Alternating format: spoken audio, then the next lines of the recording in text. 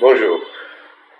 Aujourd'hui, à travers la présente vidéo, je vais exposer d'une manière très simple les principes de base pour une prise en main rapide et pratique de l'utilisation du logiciel de traitement de texte Microsoft Word. Word est l'un des logiciels de la série Microsoft Office dédié essentiellement à la rédaction, c'est-à-dire la rédaction de lettres, d'articles, de rapports, de mémoires, tout ce qui est rédaction.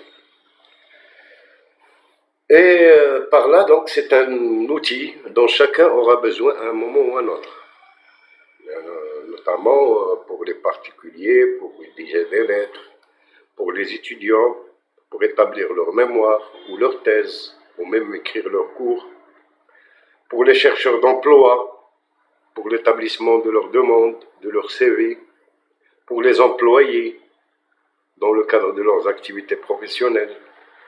D'ailleurs, la maîtrise de cet outil a été toujours un atout majeur pour la recherche d'emploi, d'une part, et pour la promotion des personnes déjà en activité. Dans cette formation, j'utilise la plateforme de Microsoft Word dans sa version 10, qui d'ailleurs n'est pas sensiblement différente ni des précédentes versions, ni des versions ultérieures. Le logiciel est connu par son logo comportant un W bleu, comme vous voyez là. Je clique dessus.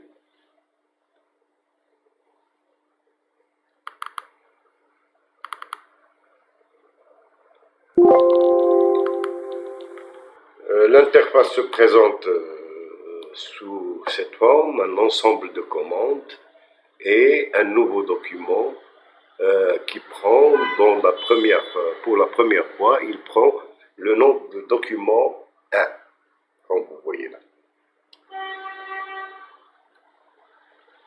Donc la plateforme est composée d'un ensemble de commandes. Chaque commande comporte des sous-commandes, comme vous voyez là.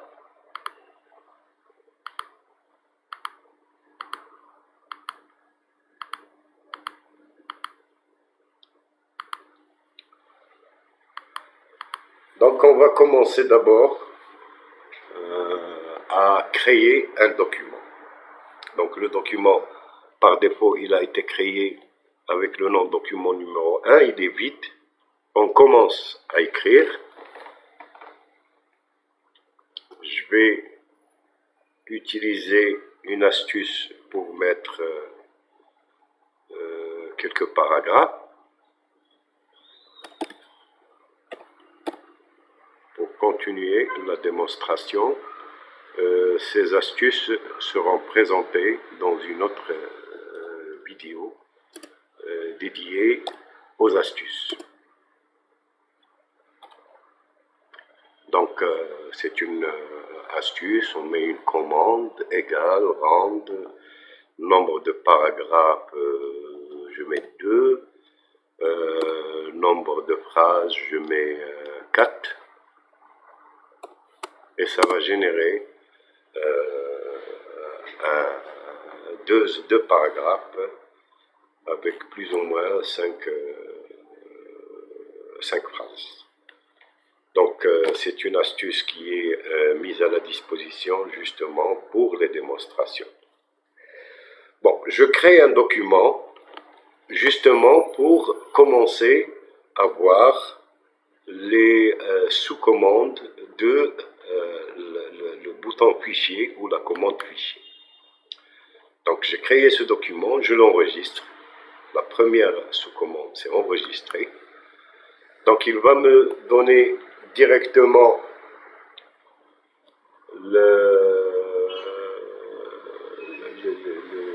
la fenêtre concernant les dossiers. Et comme vous voyez là, nous sommes sur le dossier par défaut document. Comme vous voyez là. Et dans le nom du fichier, il va prendre comme nom le premier mot que nous avons écrit dans notre document, qui est sous. C'est une manière pour permettre peut-être une sauvegarde rapide sans donner un nom au document, mais généralement on nomme un document suivant sa contenance. Je vais mettre par exemple lettre 1. Il nous donne le type, c'est un document Word. Ici il nous donne le nom de l'auteur, c'est ce qu'on va voir dans cette même rubrique, comment on introduit le nom de l'auteur et à quoi ça sert. Et on peut ajouter des mots-clés pour faciliter la recherche. Donc j'enregistre. Maintenant, notre document est enregistré sous lettre 1 dans le document, dans le dossier document de notre ordinateur. Alors, la deuxième commande, c'est enregistrer sous. Alors, la première, c'est enregistrer. La deuxième, c'est enregistrer sous. Alors, quoi ça sert cette deuxième commande? C'est tout simplement pour nous permettre d'enregistrer le même document qui a été déjà enregistré sous un autre nom, si on veut, dans un autre emplacement. De telle manière qu'on peut garder la première version du document et modifier et enregistrer les différentes versions qu'on va établir par notre document, ce qui nous permettra de revenir à une version qu'on avait déjà enregistrée auparavant. Alors, il ne diffère pas de la première commande enregistrée, sauf que à chaque fois qu'on met enregistré sous, à la différence d'enregistrer, il nous donne la fenêtre où on peut changer le nom et où on peut changer l'emplacement de l'enregistrement. Quelle est la différence? Eh ben, on va la voir si je mets ici lettre 2, enregistrée. Si je reviens à ma première commande enregistrée, dès qu'on enregistre pour la première fois, la deuxième fois, il ne va pas nous demander de changer ni le nom ni l'emplacement, il va tout simplement l'enregistrer directement là où on l'a enregistré. Comme vous voyez là, enregistré, il ne va pas nous donner la fenêtre comme à la première fois ou comme si on utilise la commande enregistrer sous qui nous donne tout le temps cette fenêtre pour changer le nom et pour changer l'emplacement. Alors, la commande ouvrir sert tout simplement à ouvrir un document déjà enregistré. Si on prend par exemple ce document et on le ferme,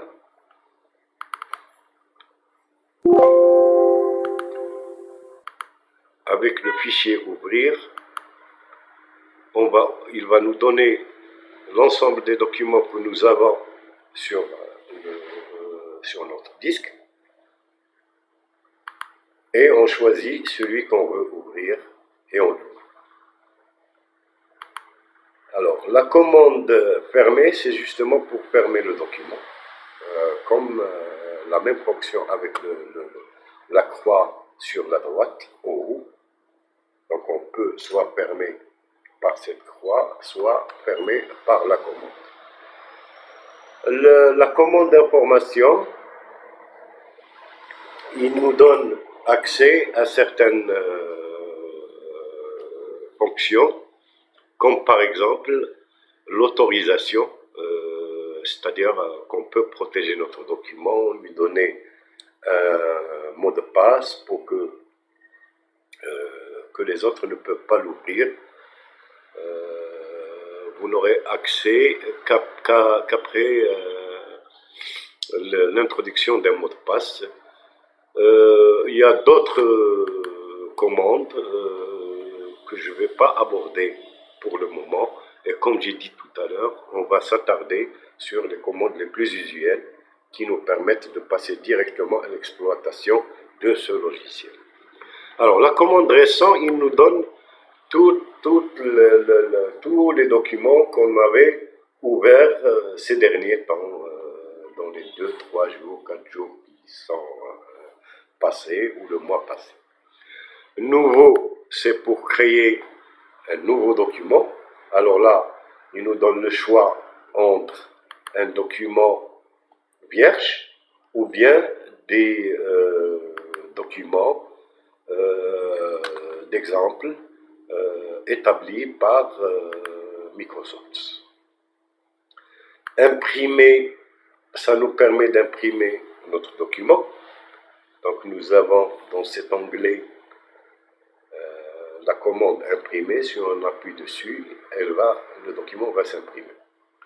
Alors là, on fait le choix de l'imprimante sur laquelle on veut envoyer notre document, si nous avons plusieurs imprimantes. Sinon, c'est l'imprimante par défaut qui apparaît.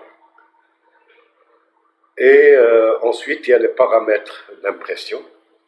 Nous avons la possibilité d'imprimer toutes les pages, c'est ce qui est donné par défaut, mais on peut choisir d'imprimer soit la page active, c'est-à-dire la page sur laquelle on travaille, qui apparaît sur l'écran,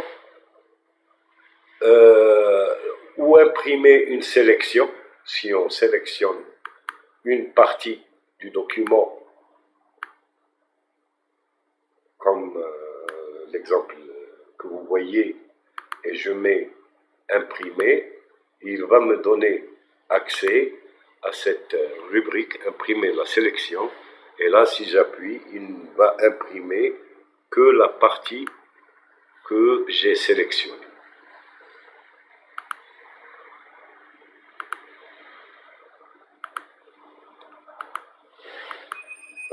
Imprimer la page, imprimer la plage personnalisée, c'est une commande un peu plus évoluée qu'on va voir dans une autre vidéo. Alors là, on peut mettre les pages à imprimer, et dans ce cas, il va falloir enlever la sélection.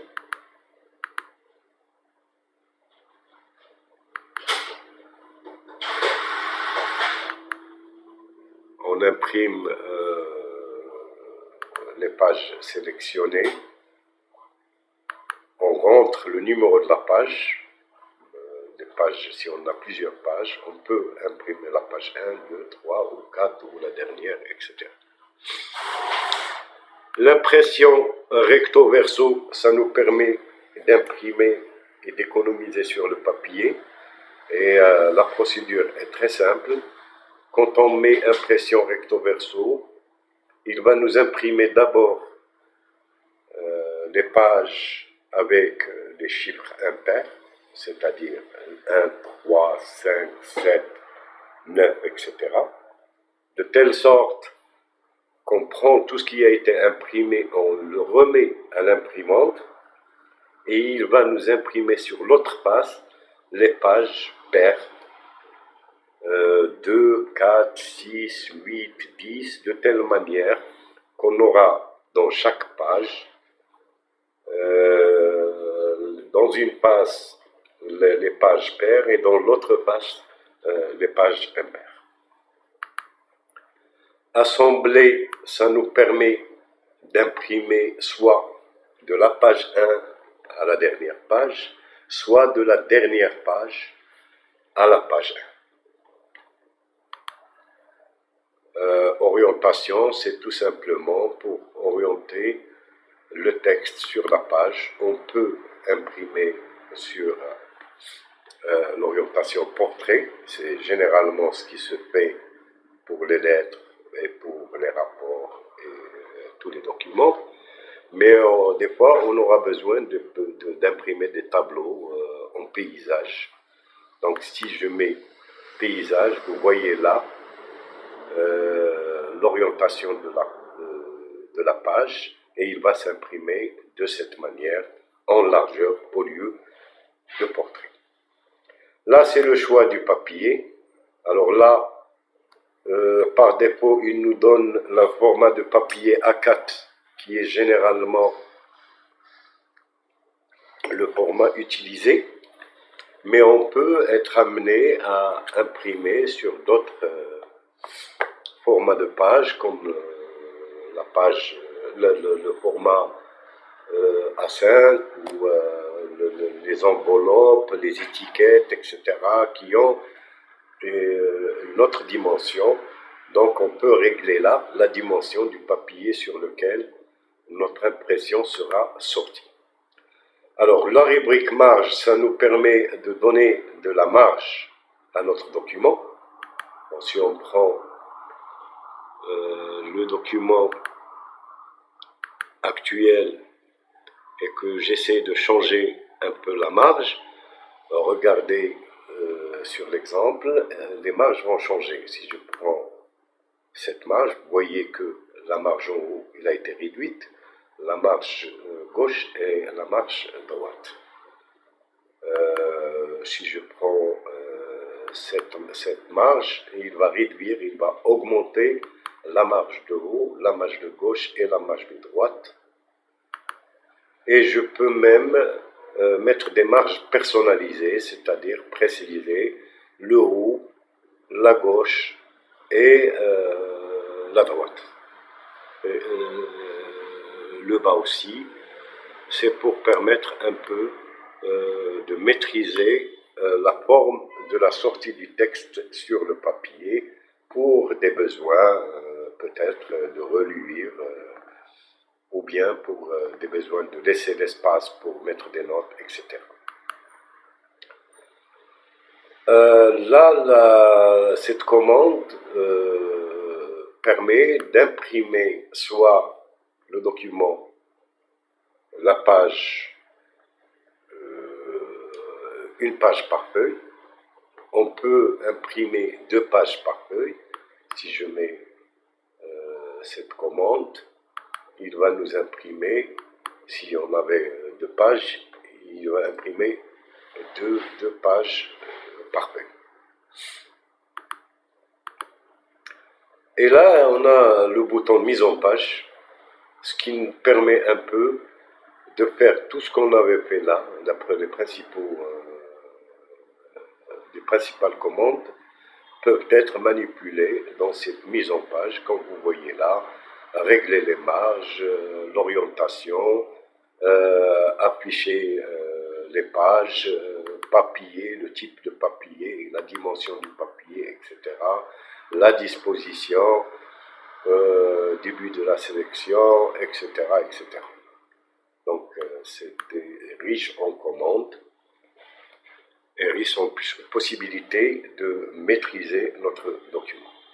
Alors la commande envoyer, enregistrer et envoyer, ça permet tout simplement d'exécuter la première commande enregistrée, mais en plus il nous donne accès à cette fenêtre qui nous permet d'envoyer notre document par mail en joignant le document qu'on avait déjà établi, l'envoyer en tant que PDF, donc il va le reconvertir en PDF et l'envoyer en tant que XPS, l'envoyer en tant que télécopie Internet, c'est-à-dire l'envoyer sous forme de fax si nous avons le matériel et les logiciels nécessaires pour le faire. Alors là, il y a la rubrique aide qui donne un certain nombre de rubriques d'aide pour essayer un peu de comprendre telle commande ou telle autre. Pour les options, il s'agit des options générales sur le document, c'est-à-dire des réglages standards qui vont s'appliquer à tout le document, mais ça fera l'objet d'une autre vidéo. Quitter, ça permet de quitter le document et de le sauvegarder. Il a la même fonction que fermer ou la petite croix qui est en haut à droite du document. Voilà pour cette première partie. nous aurons l'occasion de voir la deuxième partie qui concerne les autres commandes. Je vous remercie.